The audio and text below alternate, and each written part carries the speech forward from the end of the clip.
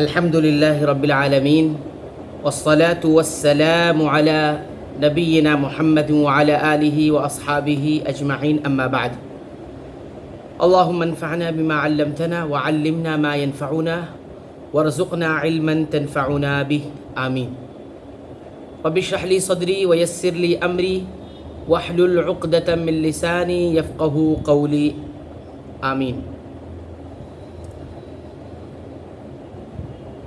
آج کے اس درس میں ہمارے سامنے نوٹس کی شکل میں جو کتاب ہے وہ خلاصۃ التجوید کے نام سے ہے، تو انشاءاللہ اسی کتاب کی تدریس کا اور اس میں سے ہمیں کچھ سیکھنے اور سکھانے کا موقع ہے، تو اس نوٹس کے پیش نظر انشاءاللہ ہم 3 سبق پڑھیں گے، اور اس کتاب کے اعتبار سے یہ 6واں، 7واں اور 8واں سبق کہلائے گا، اور ہماری اس کلاس کے اعتبار سے یہ 3 سبق ہوں گے۔ اور تجوید کے خلاصے کے طور پر یہ جو نوٹس ہمارے سامنے ہے، اس میں آج ہم مخارج کے متعلق 3 باتوں کا یا 3 سبق کا دراسہ کریں گے۔ ہماری اس کلاس کے اعتبار سے پہلا سبق جو ہوگا، اور اس نوٹس اور اس کتاب کے حوالے سے یہ 6واں سبق ہوگا، تو یہ جو 6واں سبق ہمارے سامنے ہے نوٹس جس میں وہ مخارج سے پہلے کچھ ضروری باتیں جاننے کا ہے۔ مخرج جب ہم پڑھیں گے تو اس سے پہلے کچھ بنیادی باتیں، کچھ ضروری باتیں جاننا ضروری ہے، جو ایک ابتدائی طور پر ایک طالب علم کو جاننا ضروری ہوتا ہے، وہ انشاءاللہ اس میں سوال و جواب کی شکل میں ہے۔ تو پہلا سوال یا پہلی بات ہے وہ ہے متحرک کسے کہتے ہیں؟ متحرک کسے کہتے ہیں، یہ سوال ہے۔ تو جواب میں ذکر کیا گیا کہ زبر یا زیر یا پیش والے حرف کو متحرک کہتے ہیں۔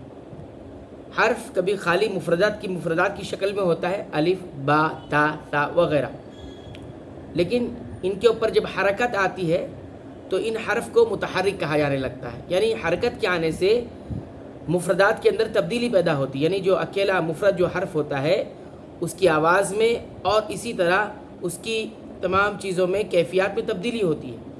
تو زبر، زیر، پیش ان تینوں کو حرکت کہا جاتا ہے، اور جب حرکت کسی حرف کے اوپر آ جاتی ہے تو اس کو متحرک کہا جاتا ہے۔ مثال کے طور پر ہمارے سامنے با حرف ہے، مفرد ہے، لیکن با کے اوپر زبر آ جائے، یا با کے نیچے زیر آ جائے، یا با کے اوپر پیش آ جائے، تو ان تینوں حرکتوں کے مطابق یا اعتبار سے اس حرف کو متحرک کہا جانے لگے، یعنی با کو متحرک کہیں گے، با متحرک، یعنی اس پر کوئی حرکت ہے، وہ زبر کی بھی ہو سکتی ہے، زیر کی بھی اور پیش کی بھی۔ اسی طرح دوسرا سوال، دوسری ضروری بات یہ ہے کہ ساکن کا کیا مطلب ہوتا ہے؟ ساکن کا کیا مطلب ہوتا ہے، یعنی تجوید کے اندر ساکن کا کیا مطلب ہوتا ہے؟ یہ تجوید کی اصطلاح کی بات ہو رہی ہے، تو جواب میں یہ ہے کہ حرف پر کوئی حرکت نہ بولی جائے تو وہ ساکن ہے، یعنی یہ ایک اعتبار سے یہ کہہ رہے ہیں کہ زبر، زیر، پیش یا کوئی بھی حرکت کسی حرف پر نہ ہو تو وہ ساکن کہلاتا ہے۔ اور ایک اور اصطلاح ہے، ساکن اس حرف کو بھی کہا جاتا ہے جس کے اوپر سکون ہو، سکون جس کو جزم ہم کہتے ہیں، ہمارا آپ اچھی طرح جانتے ہیں، چھوٹا سا جو دال ہوتا ہے جس کو اصطلاح میں سکون یا پھر جزم کہا جاتا ہے، تو اس کے آنے سے بھی حرف کو ساکن کہا جاتا ہے۔ جیسے با کے اوپر اگر جزم یا سکون ہو تو با ساکن، جیم پر ہو تو جیم ساکن، اور ان کی اصطلاح میں کہا جا رہا ہے کہ حرف پر اگر کوئی حرکت نہیں، یعنی زبر، زیر، پیش یا کسی قسم کی کوئی بھی حرکت نہ ہو تو وہ ساکن ہے۔ اسی طرح تیسری بات جاننا ضروری ہے، وہ کیا ہے؟ جوف دہن کیا ہوتا ہے؟ جوف دہن یہ ایک سوال ہے۔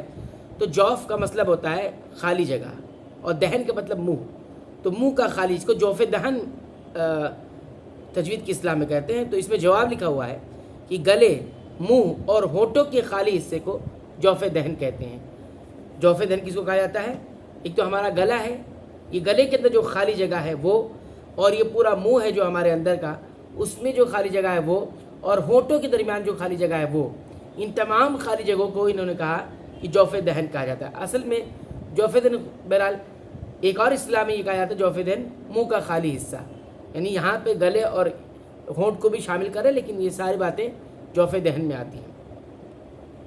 خلاصہ کرتے ہوئے یہ کہتے ہیں کہ مطلب یہ ہے کہ زور سے خالی آواز نکالی جائے، اس طرح کی آواز گلے یا زبان یا ہونٹوں کے کسی خاص حصے پر نہ ٹھہرے۔ ایسی آواز نکل رہی ہے جو کسی گلے یا زبان یا منہ کے کسی خاص حصے پر نہیں ٹھہرتی، وہاں سے نہیں نکلتی، بلکہ سینے کی طرف سے شروع ہو کر ہونٹوں سے باہر نکل جائے، سینے کی طرف سے شروع ہو کر اور ہونٹوں سے باہر نکل جائے، تو سینے سے ہونٹوں تک کے اس کھلے حصے کو جوف دہن یعنی منہ کا خالی حصہ کہا جاتا ہے۔ اسی طرح ایک بات اور یہ بھی جاننا ضروری ہے کہ داڑھوں اور دانتوں کے نام بتلائیں، دانتوں اور داڑھوں کے نام بتلائیں۔ ہمارے منہ میں کئی قسم کے حصے ہوتے ہیں اور ان کے الگ الگ نام ہیں، تو مخرج جاننے سے پہلے یہ ہمیں جاننا ضروری ہوتا ہے۔ ایک داڑھ ہوتی ہے اور ایک دانت ہوتی ہے۔ جواب میں بتایا جا رہا ہے کہ کل 6 نام ہیں، یعنی داڑھ اور دانتوں کو ملا کر کل 6 نام بتائے گئے۔ 3 یہ کہہ رہے ہیں دانتوں کے ہیں، 3 تقسیم کر کے، اور 3 داڑھوں کے نام بتائے جا رہے ہیں۔ دانتوں کے نام انہوں نے کہا کہ ثنایا، رباعی اور انیاب۔ رباعی بھی کہتے ہیں، رباعی، ثنایا، رباعی اور انیاب، یہ 3 نام دانتوں کے ہیں۔ دانت ہم اچھی طرح جانتے ہیں، اور دانتوں سے اوپر کا جو حصہ ہوتا ہے اس کو داڑھ کہا جاتا ہے۔ اس کے بعد آگے ہم دیکھتے ہیں کہ یہاں پر مخارج کا نقشہ بنا ہوا ہے۔ تو مخرج کس کو کہا جاتا ہے؟ شروع میں ہم نے مخرج کی باتیں آگے مکمل طور پہ تفصیل سے آئیں گی، لیکن مختصر یہ جان لیں کہ مخرج یہ عربی زبان میں تو نکلنے کی جگہ کہتے ہیں، کہیں سے بھی کوئی چیز نکلتی ہے تو وہ جگہ جہاں سے نکلتی ہے اس کو مخرج کہا جاتا ہے، نکلنے کی جگہ، اور اسی کی جمع مخارج ہے۔ مخرج ایک نکلنے کی جگہ اور مخارج کئی نکلنے کی جگہ۔ بہرحال یہاں پہ نقشہ بنا ہوا ہے، بتایا گیا ہے کہ ثنایا کہاں پر ہے اور رباعی کہاں پر ہے اور انیاب کہاں پر ہے، ٹھیک ہے، اور خاص ساتھ میں ساتھ اس کے نام بھی لکھے ہوئے ہیں، اردو میں ان کو کیا کیا کہا جاتا ہے وہ بھی یہاں پر لکھا ہوا ہے۔ اسے ہم نقشے میں دیکھ کر اچھی طرح سمجھ سکتے ہیں کہ ثنایا سامنے کی جو 2 دانت ہیں اس کو ثنایا کہا گیا ہے، اسی سے فوراً لگ کر ایک ایک دانت اوپر نیچے، اور یہ 2 ثنایا نیچے کے 2 سامنے کے دانت، یہ 4 ثنایا ہو جاتے ہیں۔ پھر اسی سے لگ کر ایک ایک دانت اوپر نیچے، تو یہ 4 دانت رباعی ہو جاتے ہیں۔ پھر اسی سے لگ کر جو ایک دانت ہوتا ہے اوپر نیچے تو اس کو انیاب کہا جاتا ہے۔ ناب جمع انیاب، انیاب یہ جمع ہے اور نابن ایک دانت کو کہیں گے، ٹھیک ہے۔ تو اس طرح یہ 4 دانت کیا ہے؟ ناب کہلاتے ہیں۔ تو یہاں پر ہم نے 6 ناموں میں سے 3 نام ہم نے پڑھا۔ آگے چلیں گے، ایک اور نقشہ دیا ہوا ہے اور اس میں یہ بتایا گیا ہے کہ آواز جہاں سے نکلتی ہے وہ کون کون سے اعضاء ہے، وہ کون کون سے اعضاء ہے۔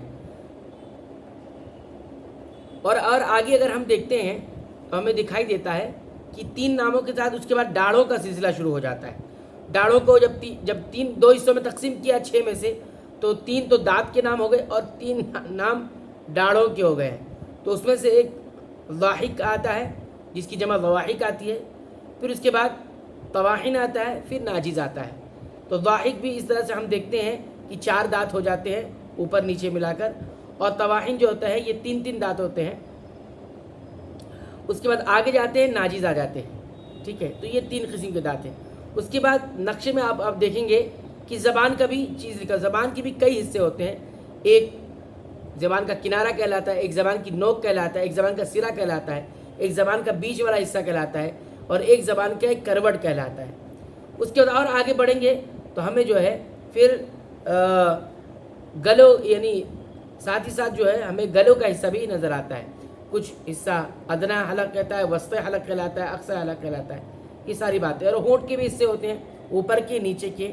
تو یہ ساری باتیں اس نقشے میں دی گئی ہے، نقشے کو آپ دیکھ سکتے ہیں۔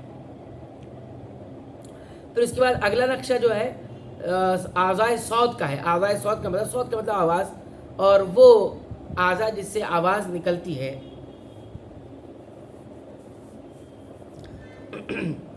تو اس میں خیشوم ہے، ناک کا خلا، یہ جو ناک ہوتی ہے اس کے اندر جو خلا ہے اس کو خیشوم کہا جاتا ہے۔ تو یہاں سے بھی آواز ادا ہوتی ہے۔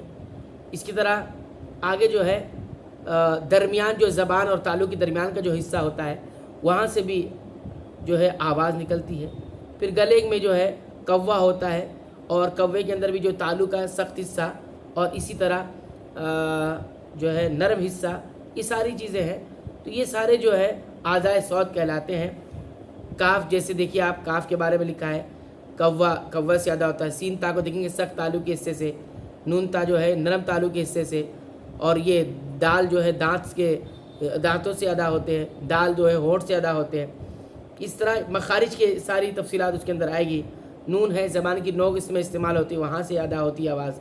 الف ہا کا دیکھ رہے ہیں گلے کے اگلے والے حصے سے، حمزہ اور ہا جس کو ہم کہتے ہیں، الف تو نہیں کہیں گے، حمزہ اور ہا کہیں گے.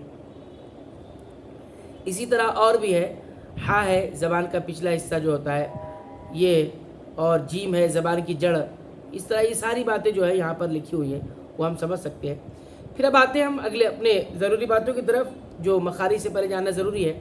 وہ کہہ رہے ہیں کہ جب 6 نام ہو گئے دانتوں کے تو ڈاڑھ 6 ہوتے ہیں. ضواحک جیسے کہ ہم نے نقشے میں دیکھا ہے تو ضواحک، طواحن اور نواجز.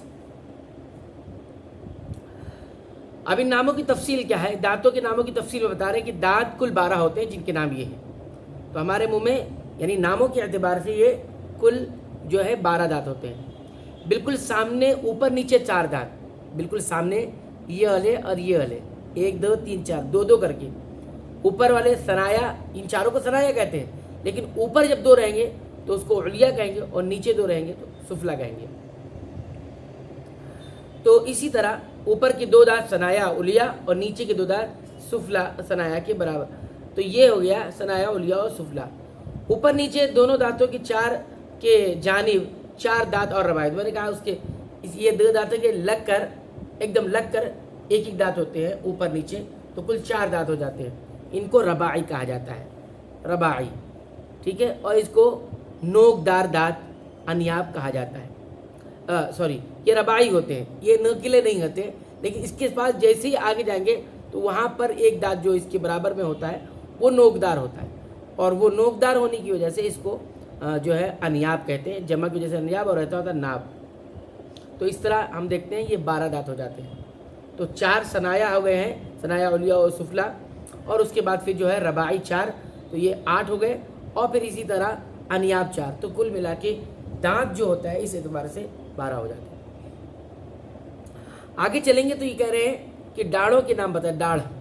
داڑھ یہ اصل میں دانت تو ہوتا ہے، لیکن ساتھ ہی ساتھ دانت کے اوپر جو گوشت والا حصہ ہوتا ہے اس کو ملا کر اس کو جو ہے ڈاڑھ کہا جا رہا ہے. حالانکہ یہ بھی دانتی ہے، لیکن اس کا اعتبار کرتے ہوئے جو ہے اس کو ڈاڑھ کہا جاتا ہے. زیادہ تر اس میں استعمال ڈاڑھ کا ہوتا ہے، پیچھا والا حصہ، جڑ والا حصہ. یا بتائیں ڈاڑھ کل 20 ہوتی ہیں. کتنی ہوتی ہیں؟ 20 ڈاڑھیں ہوتی ہیں. دانت یہ جو سفید والا حصہ ہوتا ہے، اور ڈاڑھ میں اندر کا جو گوشت والا حصہ ہوتا ہے وہ بھی آتا ہے. نام صرف 3 ہے. اس طرح کی انیاب کے ساتھ والی اوپر نیچے دونوں جانب 4 داڑھیں ضواحک ہے. ضاحکن کا مطلب ہنسنا ہوتا ہے، اور ضواحک یہ ضاحک ایک ہوتا ہے، ضواحک کئی ایک. تو جب انسان ہنستا ہے تو یہ نظر آتی ہے، عام طور سے یہ نظر نہیں آتی. ہم نارمل اگر ہم بات کریں گے تو یہ ہمیں نظر نہیں آئے گی، لیکن جب ہم ہنستے ہیں کھل کر تو یہ نظر آتی ہے بسا اوقات. تو اس کو اس لیے ضاحک کہتے ہیں، ہنسنے والا. تو یہ دونوں جانب 4 داڑھیں ہوتی ہیں، دونوں جانب 4 داڑھیں ہوتی ہیں. ان کے ساتھ والی 3 داڑھیں ہیں اوپر نیچے منہ کے دونوں جانب، تو کل 12 داڑھیں ہو جاتی ہیں. اور یہ طواحن ہے. کیا ہے؟ طواحن ہے. تو یہ کہہ رہے ہیں ضواحک کتنے ہیں؟ اوپر نیچے دونوں جانب 4 داڑھیں ضواحک ہیں. ان کے ساتھ والی 3 داڑھیں، اور اوپر نیچے 3 داڑھیں. اوپر نیچے منہ کے دونوں جانب کل 12 داڑھیں ہیں، طواحن ہیں. طواحن کیوں کہتے ہیں؟ طاحن اصل میں پیسنے کو کہتے ہیں، پیسنے کو. طحن مطلب پیسنا. اور یہ جو داڑھ ہے یا دانت ہے اس سے عام طور سے پیسنے کا کام لیا جاتا ہے، اس لیے اس کو طواحن کہا جا رہا ہے. پھر کہتے ہیں طواحن کے ساتھ والی اوپر نیچے دونوں جانب بالکل آخر 4 داڑھیں نواجز ہیں. نواجز، ناجز کو مطلب پکڑنا، کسی چیز کو مضبوطی سے پکڑنا. تو یہ اس سے مضبوطی سے پکڑا جاتا ہے. اس وجہ سے کوئی بھی چیز ہم کو پکڑنا ہوتی ہے منہ سے تو ہم اس کا استعمال کرتے ہیں، جس میں مضبوطی ہوتی ہے اور گرفت میں مضبوطی ہوتی ہے. اس لیے ڈاڑھوں کا نام اضراس ہے. ضرس کی جمع ضرس، اضراس. تو ڈاڑھ کو جو ہے ضرس کہا جاتا ہے، جس کی جمع اضراس آتی ہے. یا وہی بات بتا رہے جو ہم نے بتایا کہ ضوائق ہنسنے والی یعنی جو ہنسی میں نظر آئے، طوائن پیسنے والی یعنی کھاتے وقت چیزوں کو پیستی ہے، یہ بات آ جائے گی۔ حرفوں کے ادا کرنے میں صرف اوپر کے داڑھ اور دانت ہی کام آتے ہیں، نیچے کے دانتوں اور داڑھوں کا حرفوں کی ادا سے کوئی تعلق نہیں ہے۔ یہ بات ہمیں معلوم ہونی چاہیے تھا کہ جب ہم مخارج یعنی مخرج حروف ادا کرتے ہیں تو ایسی صورت میں جو ہے ہمارے منہ کا جو حصہ استعمال ہوتا ہے وہ داڑھ کے سارے اوپر والے حصے استعمال ہوتے ہیں، دانت بھی اوپر والے استعمال، نیچے کے داڑھوں سے اس کا کوئی تعلق نہیں ہوتا ہے۔ تو نیچے کے دانتوں سے کوئی تعلق نہیں، تو ہم مخرج سیکھتے وقت یہ بات دھیان میں رکھیں گے کہ ہمیں نیچے کے دانتوں سے تعلق نہیں ہونا چاہیے۔ ہاں، سامنے والے نیچے کے دو دانت کچھ حرفوں کے مخرج میں کام آتے ہیں، جیسا کہ آگے ہمیں معلوم ہوگا، وہ آگے آئے گا۔ یاد رکھیں کہ مخرج کا تعلق زیادہ تر قرآن حکیم کے پڑھنے سے ہے، قرآن حکیم کے پڑھنے سے اور دیگر جو عربی عبارتیں ہیں ان کو اچھی طرح پڑھنے سے ہیں۔ خاص طور پر مخارج سیکھا اس لیے جاتا ہے کہ قرآن حکیم کی تلاوت اچھے سے ہو سکے اور غلطیوں سے بچا جا سکے، کیونکہ قرآن حکیم کے حروف کو اگر ہم اس کے مخرج سے اور نہیں ادا کریں گے تو قرآن کریم کے حرفوں کا حق ادا نہیں ہوگا، اور جس سے غلطی آئے گی اور جس سے گنہگار بھی انسان ہو سکتا ہے۔ ایک اور ضروری بات وہ کہہ رہے ہیں کہ حافہ کیا ہے؟ حافہ تو کہہ رہے ہیں کہ زبان کا وہ دائیں بائیں اندرونی کنارہ جو گالوں میں چھپا ہوتا ہے، یہ ہماری زبان ہے، یہ جو سائڈ والا حصہ ہے کنارہ جس کو ہم کہتے ہیں، تو اس کو حافہ کہا جاتا ہے، حافۃ اللسان اس کو کہا جاتا ہے۔ زبان کا دائیں اور بائیں کا اندرونی کنارہ جو گالوں سے لگا چھپ جاتا ہے، یہ دائیں یہ دائیں یہ والا حصہ ہے، یہ کیا کہلاتا ہے؟ حافہ کہلاتا ہے، اور داڑھوں سے لگتا ہے، اوپر جو داڑھ ہوتی ہے اس کو لگتا رہتا ہے۔ اسی طرح خیشوم کیا ہے؟ خیشوم تو ناک کا اوپر والا اندرونی حصہ، تو یہ جو اوپر والا حصہ جو ہڈی کے پاس شروع ہوتا ہے اس کو کیا کہا جاتا ہے؟ خیشوم کہا جاتا ہے۔ ناک کا باسا عام طور سے اس کو اردو میں کہا جاتا ہے۔ اس کے بعد ایک بات اور جاننا ضروری ہے، ادنا حافہ کیا ہے؟ حافہ تو ہم نے کناروں کو کہا دانت کو، تو یہ ادنا حافہ کیا ہوتا ہے؟ تو حافہ کا وہ اگلا حصہ جو ضواحک سے لگے، تو ہم نے بتایا کہ جو جتنی داڑھیں ہیں وہ 3 قسم کی داڑھیں ہیں، تو ایک ضواحک ہے، ایک طواحن اور ایک نواجز ہے۔ تو طواحن سے جو حصہ لگے گا کنارے والا اس کو ادنا حافہ کہا جائے گا۔ یہ یاد رکھیں گے تو ہمیں مخرج لکھنے میں آسانی ہوگی۔ یہ ادنا حافہ یہاں والا جو ضواحک سے لگے۔ اس کے بعد ہم دیکھتے ہیں ایک حصہ اور بتا رہے ہیں کہ طرف لسان کیا ہے۔ یہ تو حافۃ اللسان ہے، یہ طرف اللسان کیا ہے؟ تو حافہ کے سوا زبان کے سامنے والا وہ گول کنارہ جو 12 دانتوں سے لگے، یہ ہم اس کو یہ سمجھ سکتے ہیں زبان کے سامنے والا حصہ، یہ پورا حصہ حافہ طرف لسان، زبان کا سرا ہم کہہ سکتے ہیں۔ طرف لسان ایک سرا، طرف مطلب سرا، تو گول کنارہ جو 12 دانتوں سے لگے، کہیں بھی انسان اس کو لگا سکتا ہے، اس کو زبان کا سرا کہتے ہیں۔ زبان کا سرا کہیں گے تو یاد رہے گا۔ اسی طرح راس لسان کیا ہے؟ راس لسان اس کو ہم سرا کہتے ہیں، گول، لیکن یہ جو حصہ ہے ایک دم سامنے والا اس کو راس لسان کہتے ہیں۔ سامنے والی زبان کی نوک جو ثنایا سے لگے، یہ ایک دم سامنے، تو یہ ہو گیا، ہر جگہ لگ سکتا ہے، تو اس کو سرا کہا جاتا ہے، گول والے حصے میں آتا ہے۔ اور اس کے بعد یہاں جو ہوتا ہے وہ سامنے والا، اس کو راس لسان کہتے ہیں، راس لسان۔ تو ہم نے 3 باتیں جانی، ایک حافۃ اللسان، ایک طرف لسان اور ایک راس اللسان۔ اب یہاں کہتے ہیں لحات کیا ہے؟ لحات تو یہاں کہا جا رہا ہے کہ حلق کی طرف تالو کے آخر میں نرم حصہ، حلق کی طرف تالو کے آخر میں نرم حصہ،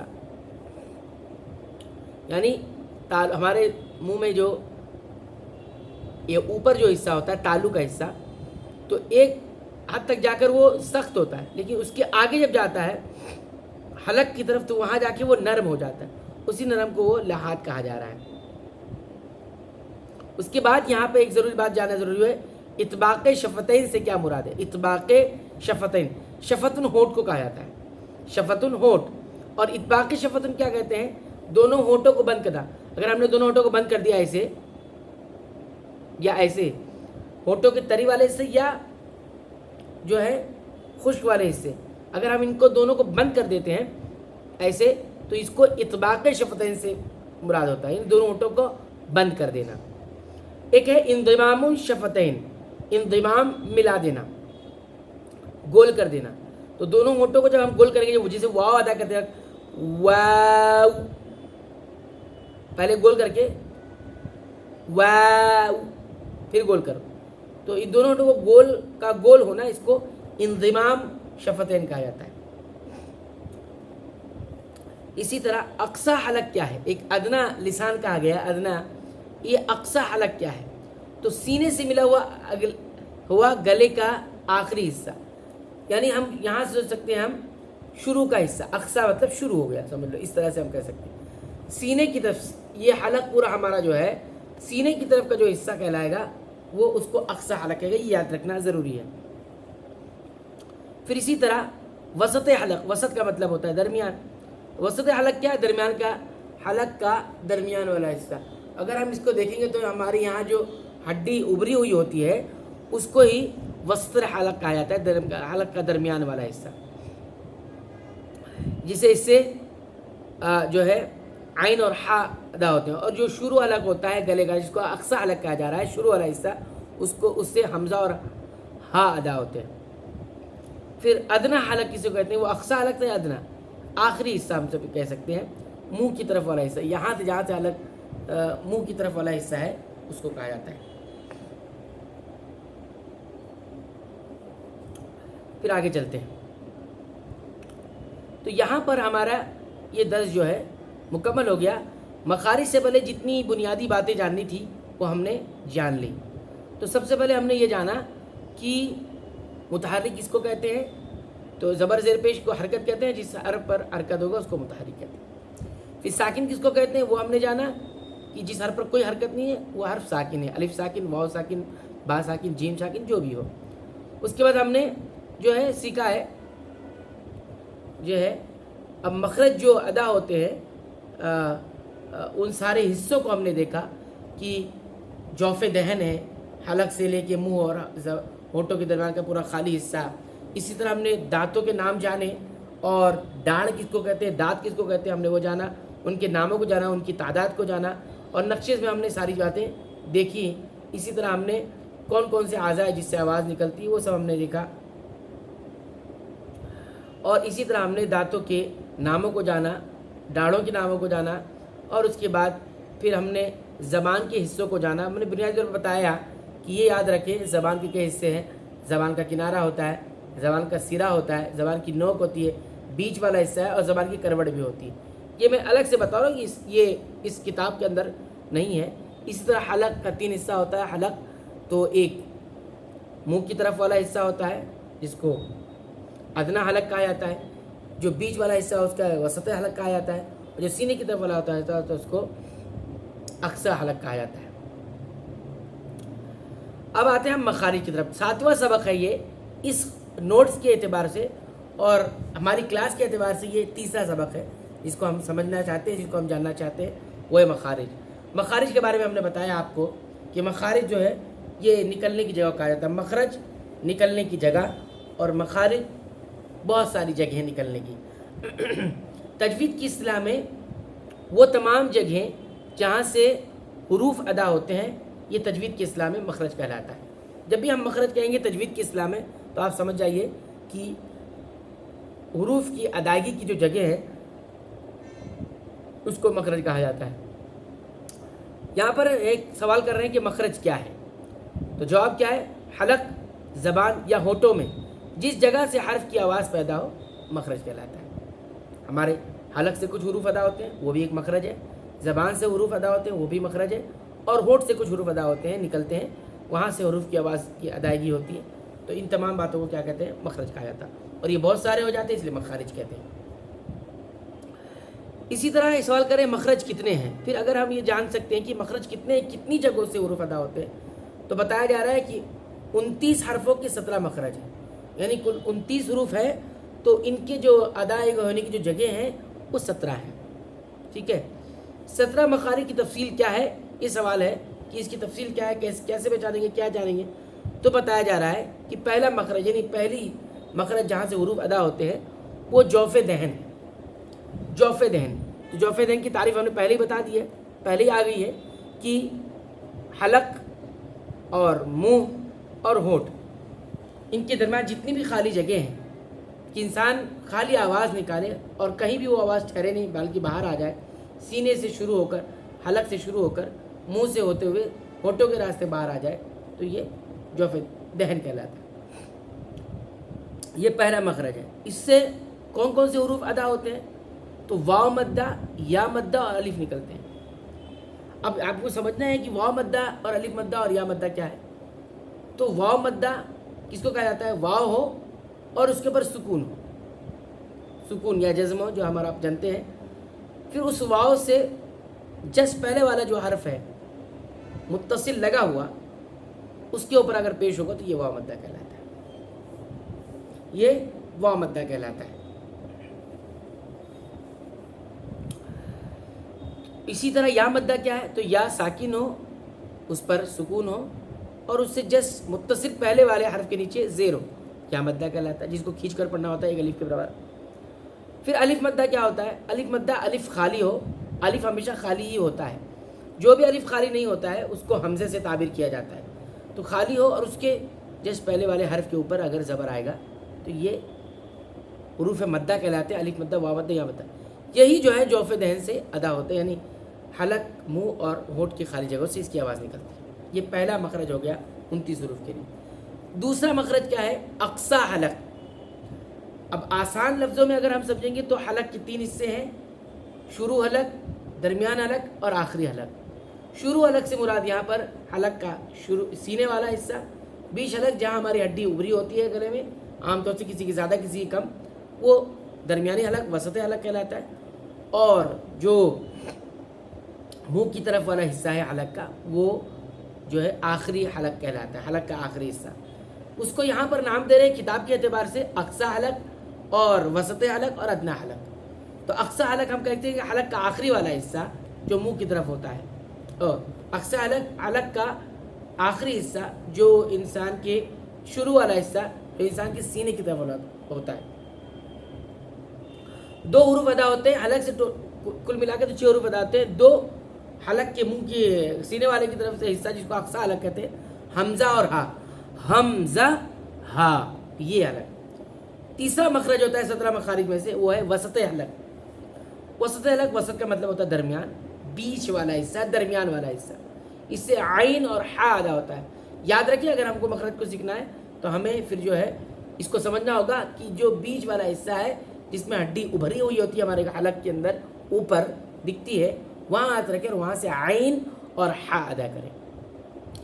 چوتھا مخرج جو ہے 17 مخارج میں وہ ادنا حلق ہے۔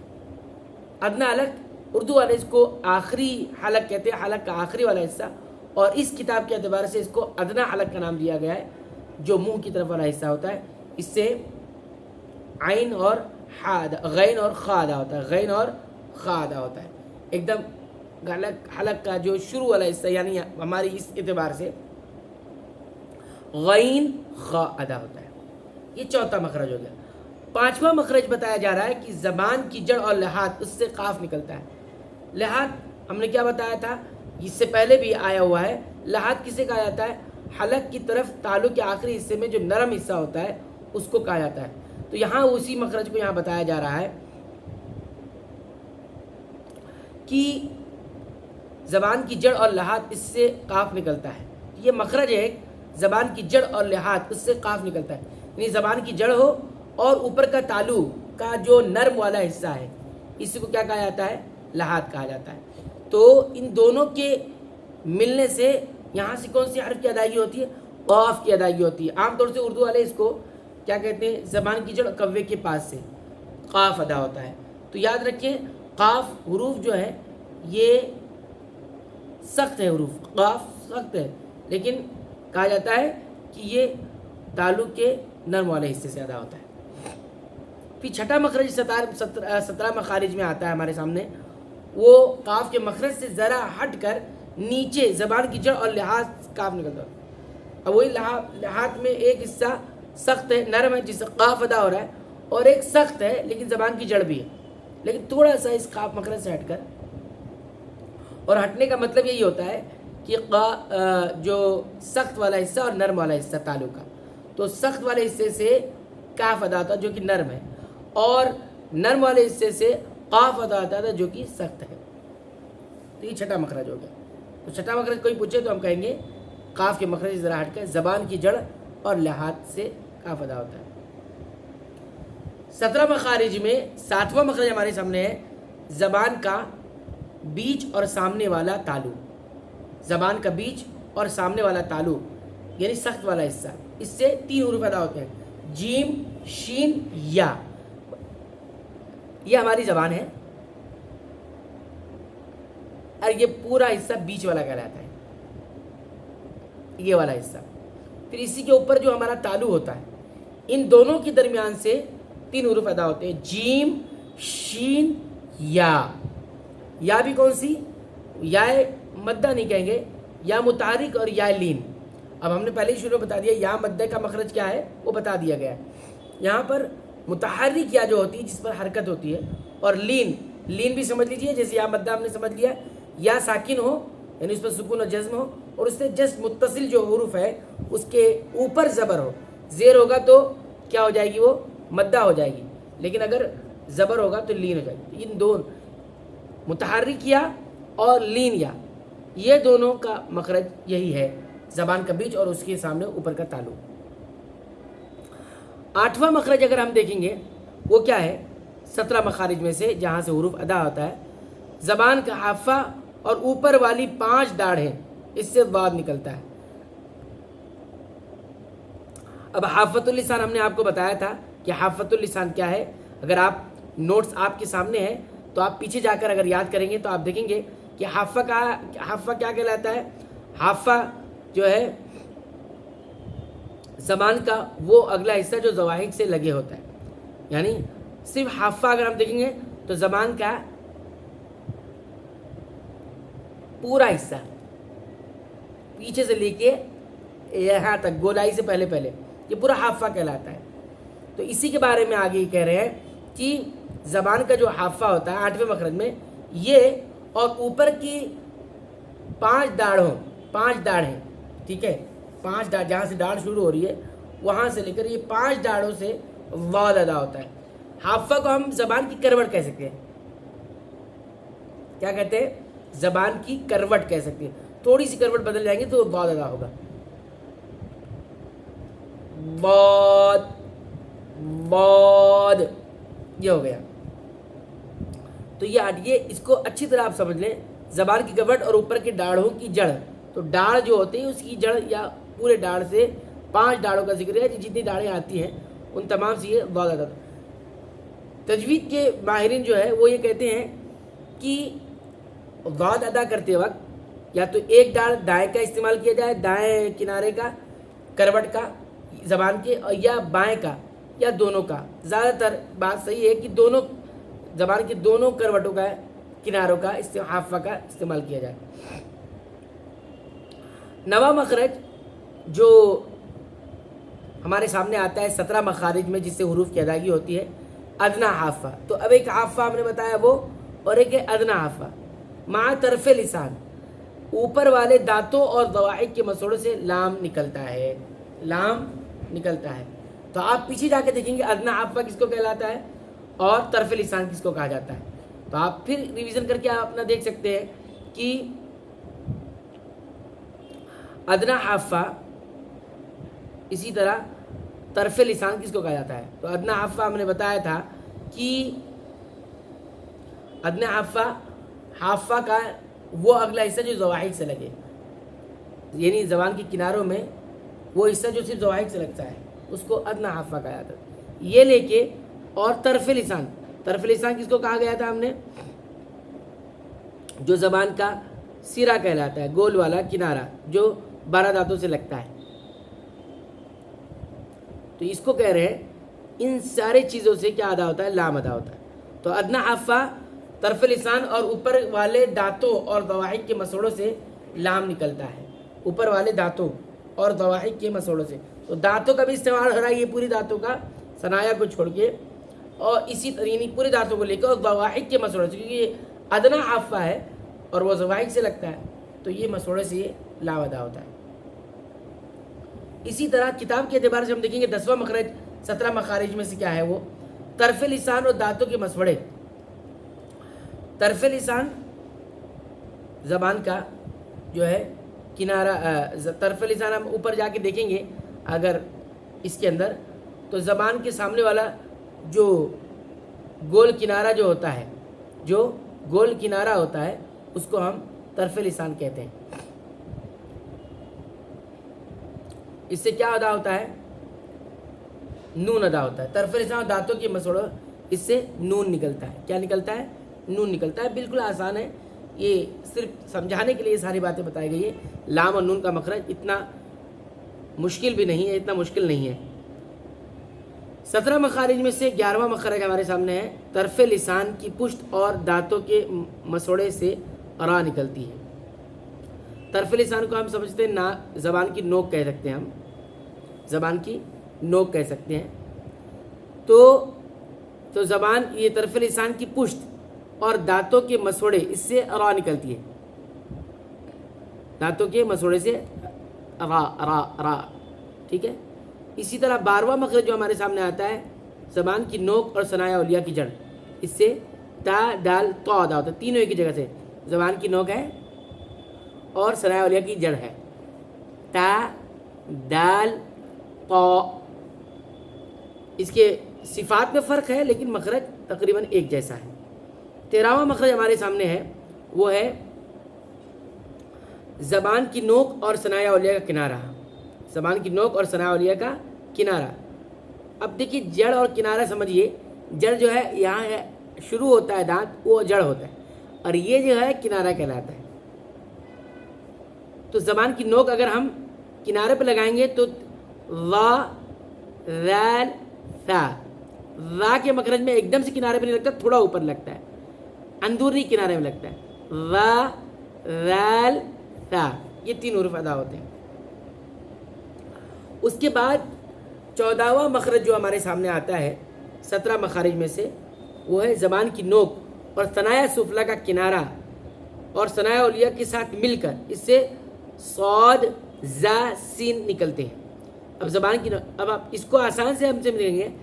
دونوں دانت اگر ملا لیں ایسے، زیادہ تر حصہ زبان کی نوک کا وہ اوپر والے دانت میں لگے گا، نوک جو ہوگی، ٹھیک ہے. لیکن تھوڑا سا جو ہے ثنایا سفلا یعنی نیچے والے دانت سے، بھی پہلے بھی بتایا گیا ہے کہ نیچے کے دانتوں کا تعلق نہیں ہوتا ہے، لیکن کچھ مخارج میں تھوڑا بہت تعلق ہوتا ہے. زا سین صاد یہ ادا ہوتے ہیں. پھر آگے چلیے 15واں مخرج جو 17 مخارج میں ہے، وہ ہے ثنایا علیہ کا کنارہ اور نچلے ہونٹ کا اندرونی حصہ. ثنایا علیہ اوپر کے دانت، یہ علیہ کہلاتا ہے. علیہ مطلب اونچا ہوتا ہے، اس کا کنارہ اور نچلے ہونٹ کا اندرونی حصہ، اس سے فائدہ ہوتا ہے. اندرونی حصے سے مراد یہ ہے ہمارے ہونٹ کے 2 حصے. ایک حصہ خشکی والا حصہ. خشکی کا مطلب یہ ہوتا ہے کہ یہ ہمیشہ سوکھا رہتا ہے جب تک اس کو گیلا نہ کریں. اور ایک حصہ ہمارا ہونٹ کا تری والا حصہ، گیلا حصہ کہلاتا ہے. وہ ہمیشہ گیلا ہوتا ہے جب تک ہم اس کو سوکھا نہ کریں.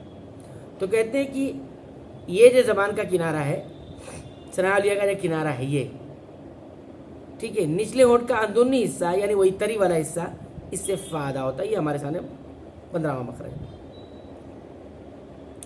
اب آتے ہیں 16واں مخرج کی طرف. وہ کیا ہے 16واں مخرج 17 مخرج میں سے؟ دونوں ہونٹ، اس سے واو متحرک واولین اور با میم نکلتے ہیں. دونوں ہونٹ، یہ ہونٹ ہے مخرج، اس سے واو متحرک، واو مدہ نہیں، لین اور با میم نکلتے ہیں. 2 حرف با میم نکلتے ہیں.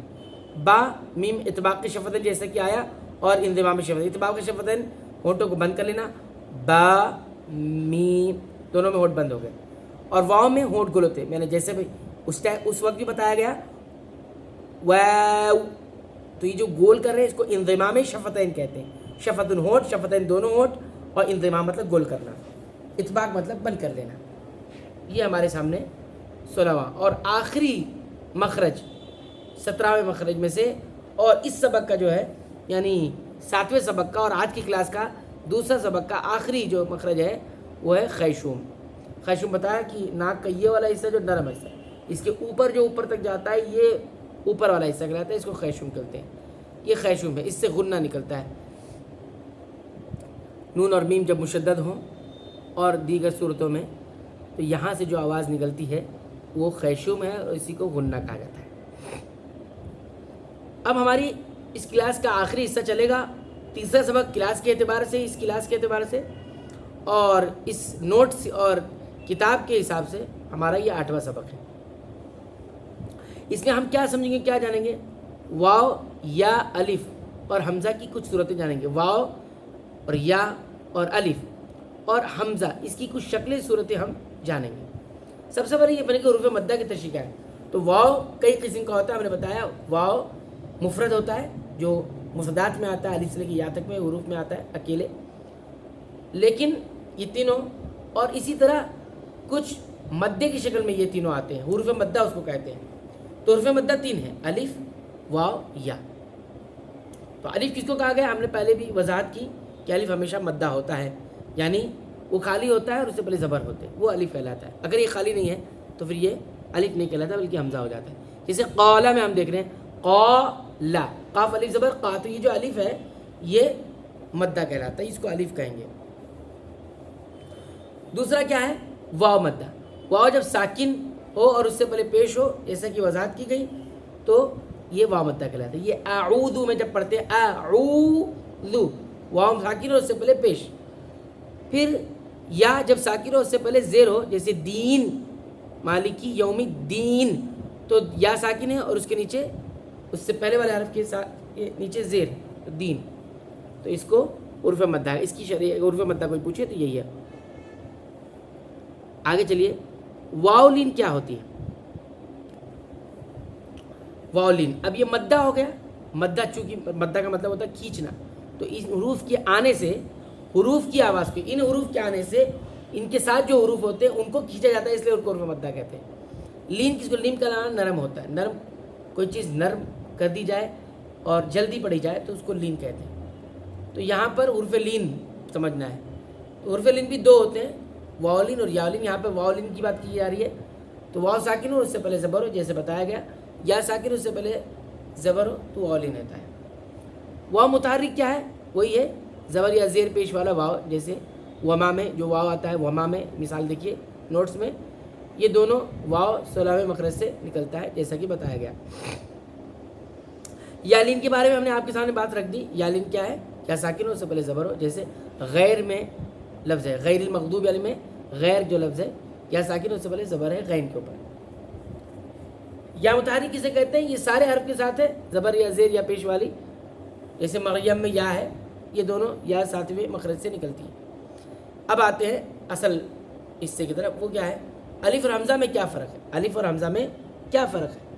تو ہم نے بتایا الف نرمی سے اور کھینچ کر ادا کیا جاتا ہے، نرمی سے اور کھینچ کر ادا کیا جاتا ہے، اور یہ کبھی پر بھی ہوتا ہے کبھی باریک بھی ہوتا ہے۔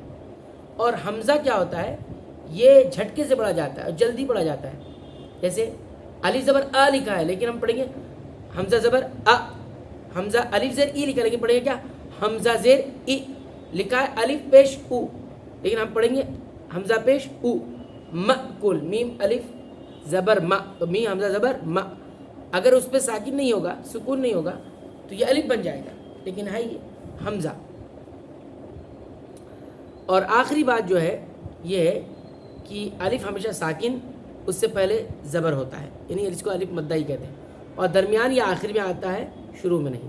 تو الف مدہ درمیان میں آئے گا یا آخر میں آئے گا، وہ الف کہلائے گا، جبکہ وہ خالی ہو جب۔